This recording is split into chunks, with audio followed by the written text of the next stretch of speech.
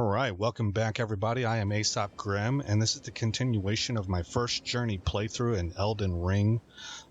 This chronicle is covering the Mountaintops of the Giants. I am playing as Fia's Blood Assassin with the Dagger Arcane Bleed build, and we are going for the Duskborn ending. Also, I am providing this commentary after the fact because I accidentally had my mic muted whenever I went through and did the original playthrough. So I'm going to be watching what's going on and then just simply explaining what we're doing. So we're looking at the map. We're going to set up our first 3 points that we're going to go to, and there's going to be 4 pieces of loot that we're going to grab. We are following Fighting Cowboy's walkthrough guide, and I'm saying that we might make it to the boss fight and then move on to the giant chalice up there where we would talk to Melina. And we do that in this video, by the way. Well, we don't talk to Melina, but we make it to both of those points. I'll explain whenever we get there. Okay, so starting off at this marker, this grace site, we should be heading, I believe it was northeast. This right here is going to be the Okina fight where we get Rivers of Blood. So he's going to be a blood-based, a bleed-based fighter just like we are, so that's dangerous. Then there's the skull on top of the mountain nearby to that Okina fight where there's a couple things to grab. And then we're going to move on to point number 3 where there is a grace site, and there's a giant petrified dead giant up on top of a hill that we will grab a somber smithing stone, I believe, from a giant beetle. Alright, so here we go. Note that I'm at about 33,000 runes at the moment, so that's what we have, I guess, on the table as risk. And there are a lot of beefy enemies in this area. There's also quite a lot of nice loot and a bunch of somber smithing stone 7s, I believe. Maybe it's regular smithing stone 7s, but it seems like I remember it being somber smithing stone 7s drop off of these mobs. With some, I just ran past a piece of loot there, I noticed, with some regularity. Looks like we are headed more southwest. That church right there in the distance, the ruins, that's what we're aiming for. We're about to get force dismounted. That's because we're entering into the area where we will be invaded by Okina.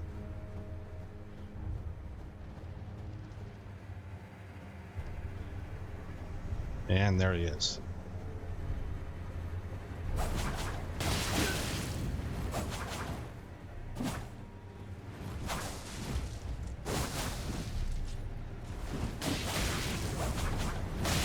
I find out that rolling into him is a bad idea, and he still has a lot of hit points left. I realize now I'm not on my health, so I had to cycle to health potions. We got to bleed off on him. So he's under 50% now. Oh, nice. Nice Reduvia hit. I am just spamming and going after, really going like a puncher who has a boxer staggered. Really going for broke there. I almost got killed doing it, I think. But we get the Okina mask. I'm going to take a look at this mask and find that it adds plus dexterity. It says in the tooltip that it is at the expense of focus. And you can see the red on the arcane. That's because I would be replacing my current helm with this, and my current helm gives me +3 to arcane. So I end up sticking with the arcane. I just wanted to read this right here. A wooden mask that depicts an old man baring his teeth. The source of the sobriquet of the great swordsman of the land of reeds raises dexterity as it lowers focus. And it says there, Okina becomes a demon swordsman. And I was like, I don't think I would want to become a demon of anything. You know? It means you're playing for the wrong side. So I run through the marker to make it disappear. I grab the grace site. We're going to go up here and get this Sacred Tear. Then come back to the grace site where I will level up my flask. Oh, do I decide not to do that?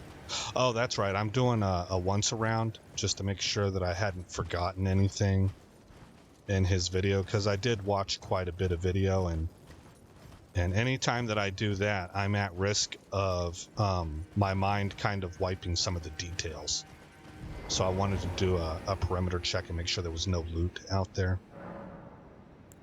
Okay, we're gonna increase amount replenished by flasks. And that is actually the last upgrade I can do to the flasks. We are now maximized on flasks. I'm not sure at the moment whether I am or not, but I do find out later on that I am, because we get another golden seed and I can't use it because we're maxed out. Okay, so I noticed the bird up there. I'm looking for a spirit elevator. And I remembered that he did not fight a bird, so I thought, well, maybe he rotated around counterclockwise, or clockwise, I should say. And here comes a bird, so I'm like, okay, we gotta fight. And then I basically 100% this bird. He never gets a hit on it.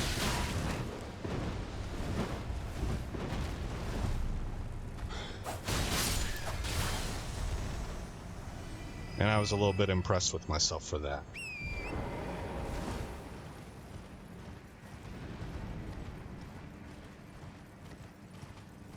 So I am looking for that spirit elevator.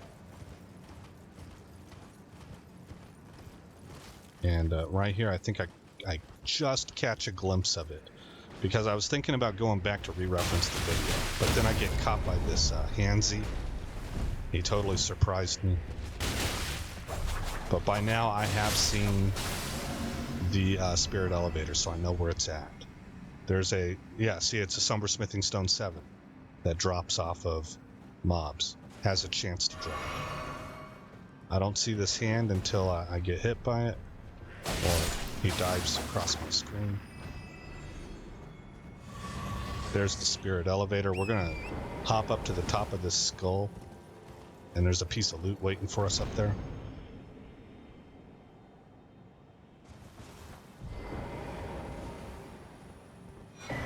So we get the Ash of War, Troll's Roar. Now we're going to just simply teleport down. I'm going to remove that marker first. And now we're going to climb up into the mouth of this skull stone, this skull-shaped stone outcropping. And we're going to find a nice piece of loot there. It's going to help me, well, you'll see. I don't want to say yet. I'm trying to get these butterflies. There we go.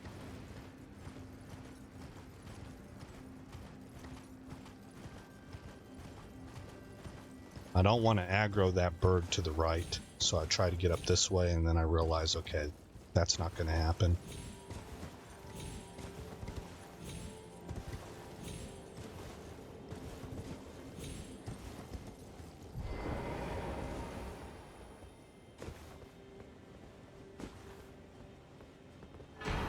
And we got an Ancient Dragon Smithing Stone, so that should help with, I believe, Eleanor's Pole Blade. Now I can't remember if the Ancient Dragon Smithing Stone is used to get you to level 25 on regular Smithing Stone weapon upgrades, or if it's used to get you to level 10 on the Somber Smithing Stone upgrades. Eleanor's would require Somber Smithing, so it just depends on how that Ancient Dragon is going to apply.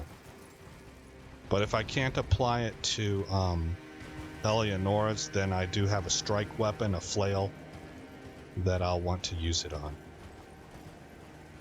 Okay, right here I'm going to grab this piece of, or this grace site, and then I'm looking for that skull, and then I see this giant on top of this hill, and I see kind of the open air underneath him and how he forms sort of like almost like branches coming down to the ground, and I think I believe that's actually what I'm looking for. So it's not another skull. it's this giant. I initially thought it was another skull.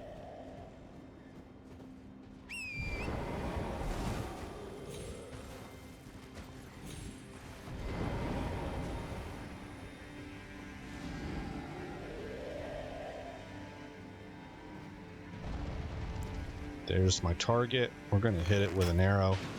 He's going to fall off the edge, and the fall is going to kill him. So we get a Sombersmithing Stone 8 out of that.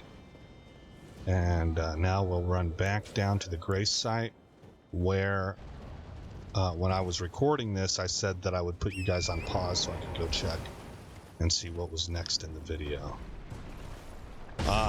But before I can do that, this gigantic monstrosity decides he wants to fight us.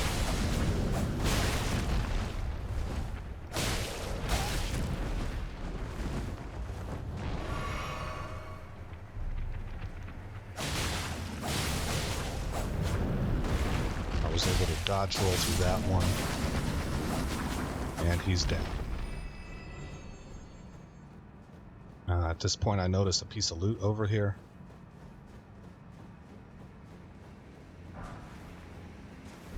Another smithing stone 7, regular smithing.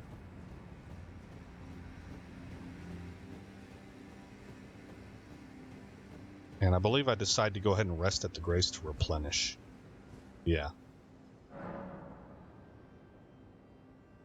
I'm talking about how I have the little icon to talk to Melina, but I'm waiting to see if he ever talks to her before going up to the giant chalice. And so I don't want to talk to her yet.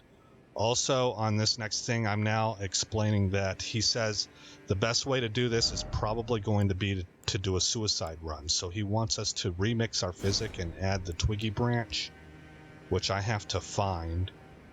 So I'm going through these options.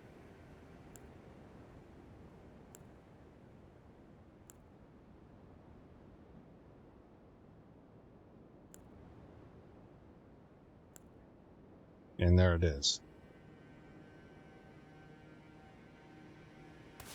So I add that. And we're supposed to be going in a general northeastern direction. I think I am going to end up marking the map. Yeah, we got to get rid of marker number 3. And then we're going to go up into this area. That's what I'm showing. And then circle around, and we should be aiming right about there. There's a few different loots for us to grab on the way. That's why we're kind of circling around in that area. But there's a lot of stuff up here that's going to aggro us. And these giants toss like magic boulders at us that explode. There's several of them. So it's just kind of a dicey area in general. I see a piece of loot to the left. And so we're going to grab that. Okay, golden rune 10.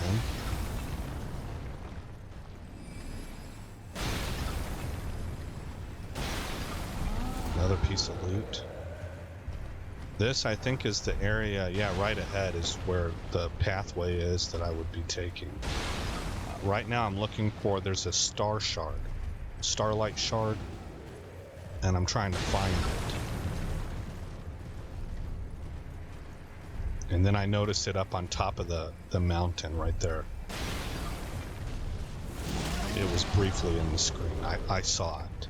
And so I know that I need to... Here's another piece of loot to my left. Yep.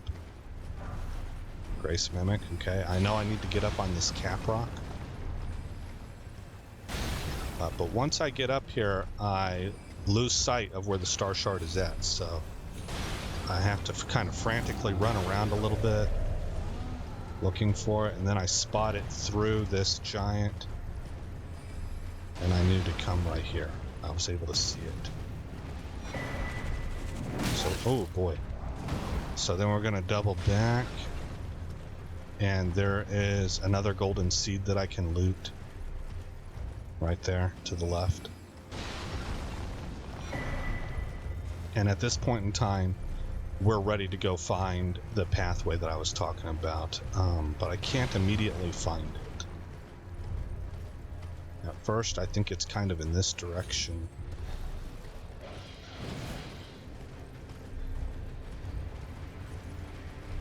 I believe I'm thinking it's off to my left, and then I remember, oh, okay, I have a marker. So I follow my guide to the marker. I don't want to aggro that hand if possible, so I'm trying to give him wide berth.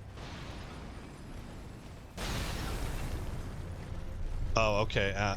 I'm still looking for the pathway, and I think initially this might be it.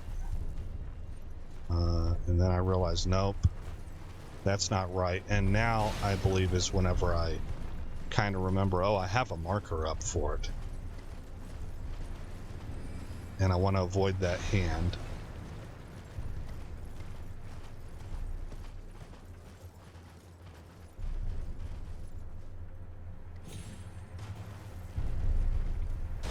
And I realize this is indeed the correct spot, so I'm going to pop my flask here momentarily. There I go. Okay, so our runes are protected in case I die. We got to go along this cliff's edge through these various handsies, and that's not too dangerous.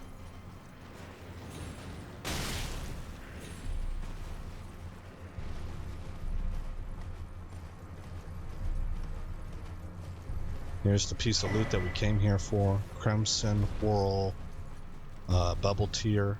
And this is the sketchy part. This is why we took the flask with the twiggy branch in it, because nailing that third one right there is really hard. I did nail it, but pretty much on accident. So I was surprised. I thought I was falling to my death. And then here we are again at the gray site that this video opened up at.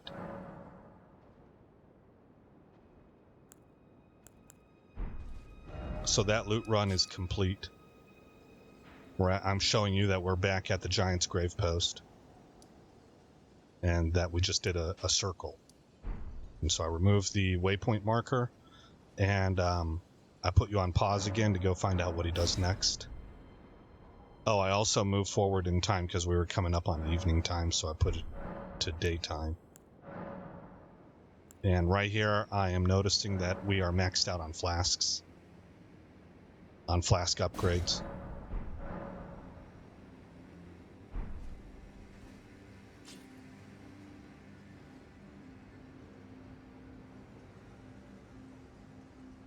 Notice that I'm at 54,000 runes. Okay, I've now come back after putting you on pause and watching the video. And I'm explaining that we are indeed going to go fight the fire giant.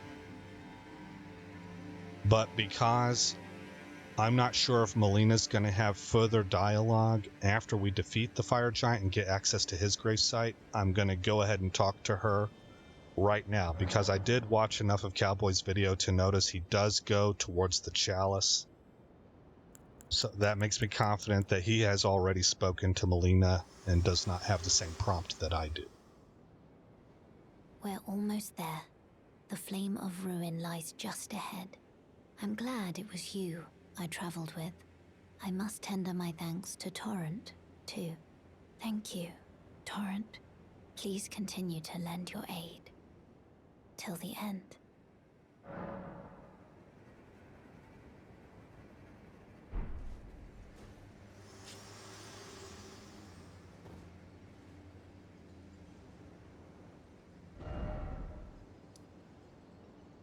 And I believe I'm showing here that we want to go to either one of these chain links. And so we're going to teleport to the foot of the bridge.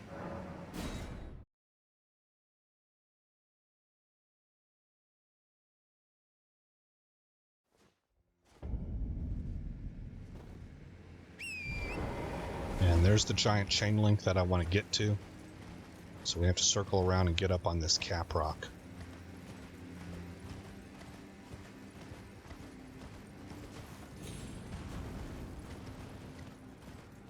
And at this point here, I let you guys know that fighting Cowboy indicates that we can summon Alexander the Jar for this fight, but that he does not recommend it because it adds a whole bunch of hit points to the boss when you do that. And he feels like you're just better off calling up your own summon and taking him on between you and your own summon. But I explained that if I haven't done that at least once, if I haven't summoned for an encounter that the game gives you the option to do so, I like to do it just to experience it. So I go ahead, and I have never summoned Alexander here, so I go ahead and summon him. That's going to add a substantial amount of hit points to the boss. Cowboy also mentioned that Tish is an outstanding summon for this fight, so that works well for me. And it's because she does hit point based percentage attacks. So her attack damage scales with boss hit points.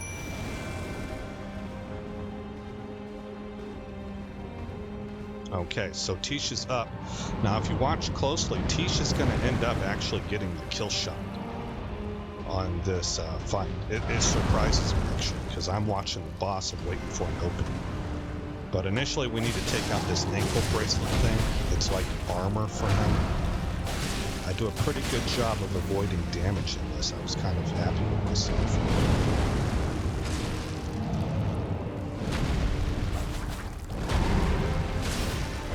Caught me right there, but it was mitigated. It was partially mitigated. He didn't fully hit.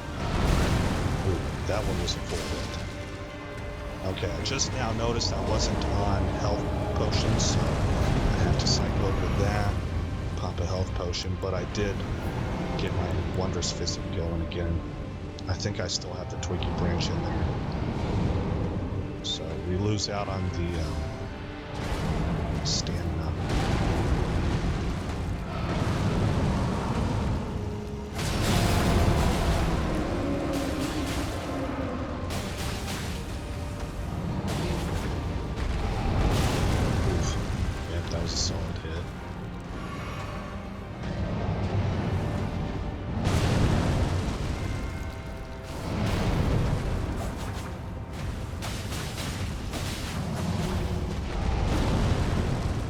Got through that one. I'm laying some good damage to him. Oh yeah, this was hard for me. Was it this one? No, it wasn't this point. There is a point where he gets fire all over the ground and I can't really find safe harbor. Oh, this was it. I was like, oh my gosh, where'd it go? Everything's on fire. So I just get health in time to be able to absorb the hit. It looks like I actually dodge rolled through the foot stomp. And now we've got him into phase 2.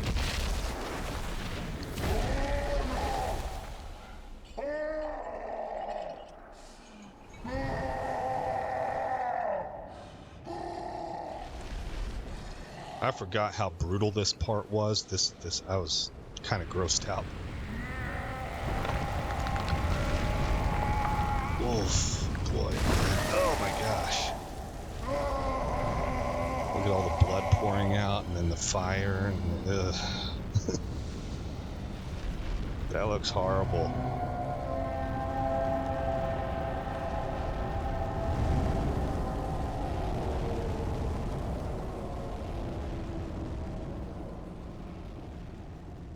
Alright, so at this point in time we kind of see the boss within the boss. This is like the giant soul or whatever, third eye, that kind of a thing. So we're into phase 2, and at this point in time I back away because I know that he throws a lot of fire around, and I'm waiting. But look, his health is draining already. Tish got him. I'm waiting for an opening spot, but Tish has put 2 life drains on him. And then I don't know if it's Alexander or Tish, but he goes down. I was just about to charge in, and then he died.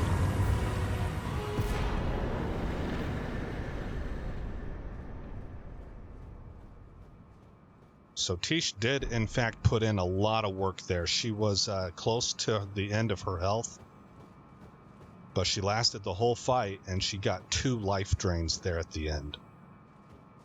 And then I suspect it was her that got the kill shot as well, so that was pretty fantastic. I'm looking for the grace site at this point in time. I have 189,000 runes, so I intend to rest here, replenish, talk to Melina if possible, and level up.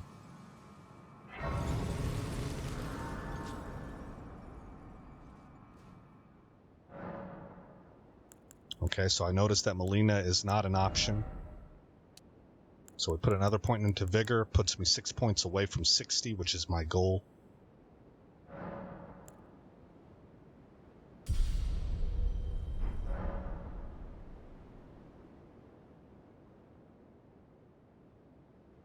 And right here, I'm telling you that this is where I really messed up with my Tree Sentinel, so I wanted to check his video and make darn sure I saw exactly how he did it so I could copycat it and not mess my playthrough up here.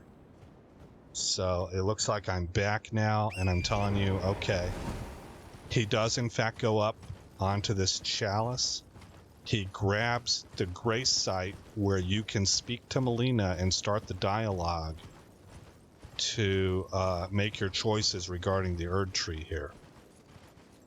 But that he seemed to be indicating he needed to think about this. He wasn't ready to go ahead and start that dialogue because he didn't know whether he wanted to take us through the snow-filled consecrated ruins. I don't remember what it's called. Consecrated snowfield, I think. And then after that, maybe the Halig tree that was attached to it, or whether he wanted to go ahead and do the dialogue here and go straight to Farum Arum. I think that's what it's called, Farum Arum. So he needs time to think about that. He's got to look at his notes and he's got to consider which way he's going to go. So he does not talk to Melina. Therefore, I do not talk to Melina. And we go ahead and we end the video right here after getting the grace site.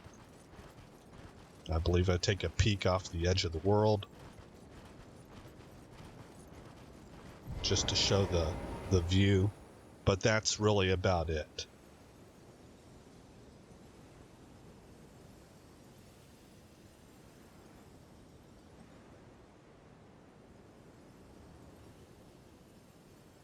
I think our guy looks pretty good, man.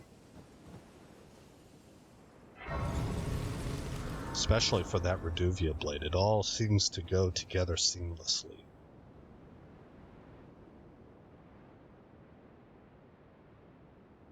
And this is where I say, again, I'm Aesop Grimm. Thank you for coming by the channel. I hope you like what you saw. More importantly, I hope all is well in your neck of the woods. And I'll see you in the next episode where this story continues.